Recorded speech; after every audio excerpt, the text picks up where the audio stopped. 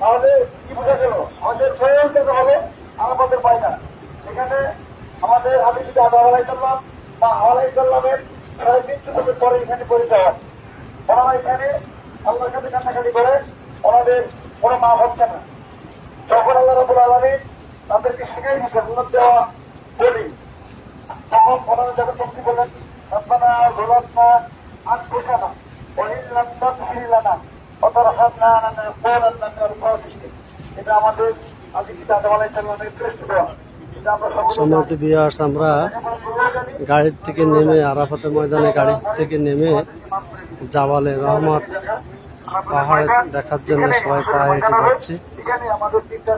যেতে যেতে আমাদের মুআল্লিম গাজী ফয়েজ হাজীদেরকে আরাফাতের ময়দান সম্পর্কে বর্ণনা দিচ্ছেন।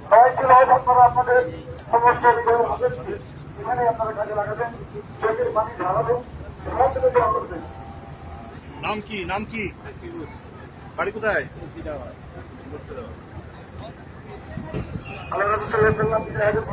বাংলাদেশের বাড়ি। বাসায় বোঝা যাচ্ছে।